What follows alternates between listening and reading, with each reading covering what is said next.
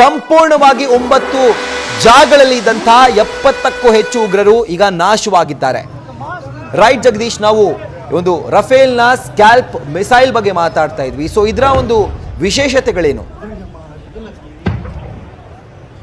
ರಾಹುಲ್, ಈಗಾಗಲೇ ಈ ಯುದ್ಧದ ಸಂದರ್ಭದಲ್ಲಿ, ಈ ಮಿಲಿಟರಿ ಆಪರೇಷನ್ ನ ಸಂದರ್ಭದಲ್ಲಿ ಮೊದಲ ಬಾರಿಗೆ ರಫೇಲ್ ಅನ್ನ ಬಳಕೆಯನ್ನ ಮಾಡಿದ್ದಾರೆ. ರಫೇಲ್ ಯುದ್ಧ ವಿಮಾನವನ್ನ ನಾವು ಅಂದ್ರೆ ಬೇರೆ ದೇಶದಿಂದ ಆಮದು ಮಾಡಿಕೊಂಡು ಈ ಒಂದು ಆಪರೇಷನ್ ಗಳಿಗಾಗಿ, ಅಂದ್ರೆ ಸ್ಪೆಷಲ್ ಏನಂತಂದ್ರೆ ಇದು 4.5 ಜನರೇಷನ್ ಇರುವಂತಹ ವಿಮಾನ. ಯಾಕಂದ್ರೆ ನಾವು ಮೊದಲು ಅಗ್ರಿಮೆಂಟ್ ಅನ್ನ ಮಾಡ್ಕೊಂಡ ಕೇವಲ 4th ಜನರೇಷನ್ ವಿಮಾನವನ್ನ ಮಾತ್ರ ಅಗ್ರಿಮೆಂಟ್ ಅನ್ನು ಮಾಡ್ಕೊಂಡಿದ್ವಿ. ತದನಂತರ ಅದನ್ನ ಏನಂದ್ರೆ ಅಪ್ಗ್ರೇಡ್ ಮಾಡುವಂತಹ ಕೆಲಸವನ್ನ ಮಾಡ್ತೀವಿ.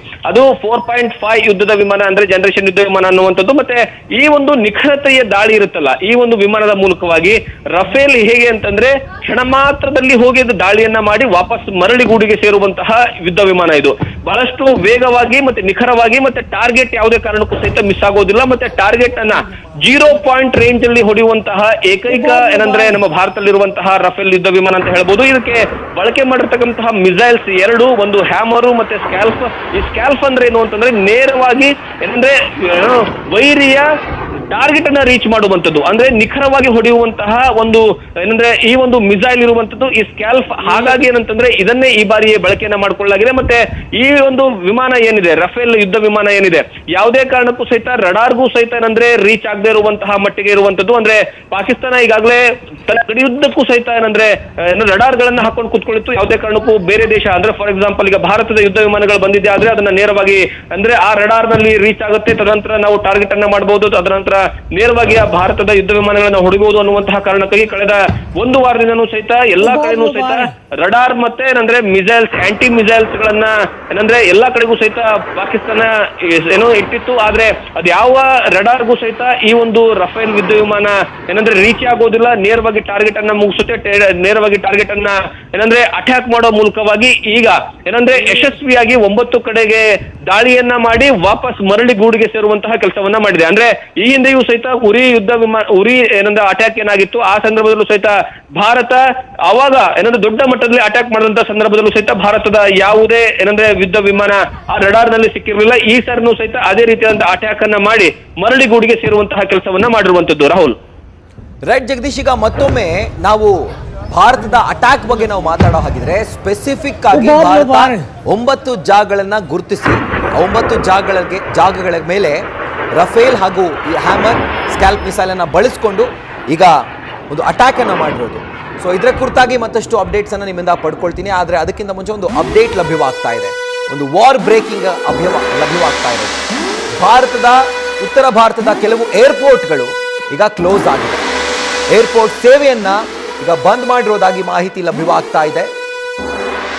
ಮುಂದಿನ ಆದೇಶದವರೆಗೂ ಕೂಡ ವಿಮಾನ ಸೇವೆ ಉತ್ತರ ಭಾರತದ ಕೆಲವು ಏರ್ಪೋರ್ಟ್ಗಳಲ್ಲಿ ಈಗ ಬಂದ್ ಆಗಿದೆ. ಸ್ಪೈಸ್ ಜೆಟ್ ನಿಂದ ವಿಮಾನ ಸೇವೆ ಸ್ಥಗಿತದ ಬಗ್ಗೆ ಮಾಹಿತಿ ಲಭ್ಯವಾಗ್ತಾ ಇದೆ. ಇಂಡಿಗೋ ಆಯಿತು, ಈಗ ಸ್ಪೈಸ್ ಜೆಟ್ ಕೂಡ ಉತ್ತರ ಭಾರತದ ಅನೇಕ ಏರ್ಪೋರ್ಟ್ಗಳಲ್ಲಿ ತನ್ನ ಸೇವೆಯನ್ನ ಈಗ ಕ್ಲೋಸ್ ಮಾಡಿದೆ. ಅಂದ್ರೆ ಒಂದು ಪ್ರತಿದಾಳಿ ನಡೆಯುವಂತ ಸಾಧ್ಯತೆ ಇರೋದ್ರಿಂದ ಪಾಕಿಸ್ತಾನದ ಕಡೆಯಿಂದ ಮತ್ತೊಮ್ಮೆ ಒಂದು ರಿಟಾಲಿಯೇಷನ್ ಅಂತ ಏನು ಕರಿತೀವಿ ಅದು ಆಗುವಂತ ಸಂಭವ ಇರೋದ್ರಿಂದ ಉತ್ತರ ಭಾರತದ ಅನೇಕ ಏರ್ಪೋರ್ಟ್ಗಳು ಈಗ ಸದ್ಯಕ್ಕೆ ಬಂದ್ ಆಗಿದ್ದಾವೆ. ಅದೇ ತರ ಏರ್ ಇಂಡಿಗೋ ಇರಬಹುದು, ಸ್ಪೈಸ್ ಜೆಟ್ ಇರಬಹುದು, ತಮ್ಮ ವಿಮಾನಯಾನ ಸೇವೆಯನ್ನ ಉತ್ತರ ಭಾರತದ ಅನೇಕ ಏರ್ಪೋರ್ಟ್ಗಳಲ್ಲಿ ಬಂದ್ ಮಾಡಿದ್ದೀವಿ ಅನ್ನುವಂಥ ಮಾಹಿತಿ ಈಗ ಲಭ್ಯವಾಗ್ತಾ ಇದೆ.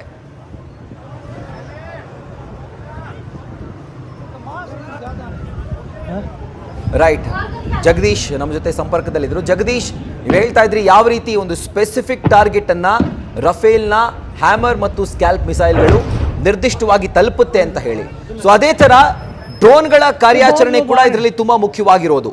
ಡ್ರೋನ್ಗಳನ್ನ ಬಳಸಿಕೊಂಡೇ ಆ 9 ಜಾಗಗಳನ್ನ ಭಾರತೀಯ ಸೇನೆ ಗುರುತು ಮಾಡಿರೋದು. ಸೊ ಇದರ ಕಾರ್ಯಾಚರಣೆ ಬಗ್ಗೆ ಡೀಟೇಲ್ಸ್ ಕೂಡ ಹಾಗಿದ್ರೆ. ರಾಹುಲ್, ಈ ಒಂದು ಆಪರೇಷನ್ ಸಿಂಧೂರ್ ಏನಿದೆ, ಈ ಆಪರೇಷನ್ ಸಿಂಧೂರ್ ಮಾಡುವಕ್ಕಿಂತ ಮುಂಚಿತವಾಗಿ ಎಲ್ಲಾ ರೀತಿಯ ಪ್ರಿಪರೇಷನ್ ಗಳಿತ್ತು. ಅಜಿತ್ ದೋವಲ್ ಬರೋಬ್ಬರಿ 15ಕ್ಕೂ ಹೆಚ್ಚು ಏನಂದ್ರೆ ಮಹತ್ವದ ಸಭೆಗಳನ್ನ ಮಾಡ್ತಾರೆ. ಅದು ರಕ್ಷಣಾ ಸಚಿವರ ಜೊತೆ ಆಗಿರ್ಬೋದು ಅಥವಾ ರಕ್ಷಣಾ 3 ಟೀಮ್ಗಳ ಜೊತೆಗೆ ಕೂತ್ಕೊಂಡು ಮಾತುಕತೆ ಆಡಿರ್ಬೋದಾಗಿರ್ಬೋದು. ಮತ್ತೆ ಆಪರೇಷನ್ ಯಾವ ರೀತಿ ಆಗಿರ್ಬೇಕು, ಆಪರೇಷನ್ ಏನಂದ್ರೆ ಈ 9 ದಾಳಿಯನ್ನ ಮಾಡಬೇಕು ಅಂತ ಸಂದರ್ಭದಲ್ಲಿ ಆ ಉಗ್ರರ ನೆಲೆಗಳು ಎಲ್ಲಿದ್ದಾವೆ ಮೊದಲು ಗೊತ್ತಾಗಬೇಕಾಗಿದ್ದು. ಉಗ್ರ ನೆಲೆಗಳು ಎಲ್ಲಿದ್ದಾವೆ, ಅವರಿಗೆ ಟ್ರೈನಿಂಗ್ ಕ್ಯಾಂಪ್ ಗಳನ್ನ ಎಲ್ಲಿ ಕೊಡ್ಲಾಗ್ತಾ ಇದೆ, ಅದ್ರ ಜೊತೆಗೆ ಏನಂದ್ರೆ ಉಗ್ರರ ಒಡನಾಟ ಇರುವಂತಹ ಅವರ ಜೊತೆ ಇರುವಂತಹ ಏನಂದ್ರೆ ಸಹಕಾರ್ಯ ಇದ್ದಾರೆ ಅವ್ರ ಜೊತೆ ಏನಂತಂದ್ರೆ ಯಾವ ರೀತಿಯಾದಂತಹ ಪ್ಲೇಸ್ ಗಳಲ್ಲಿ ಇರ್ತಾರೆ ಎಲ್ಲದರ ಬಗ್ಗೆನೂ ಸಹಿತ ಮಾಹಿತಿನ ಕಲೆ ಹಾಕುವಂತಹ ಕೆಲಸವನ್ನ ಮಾಡ್ತಾರೆ.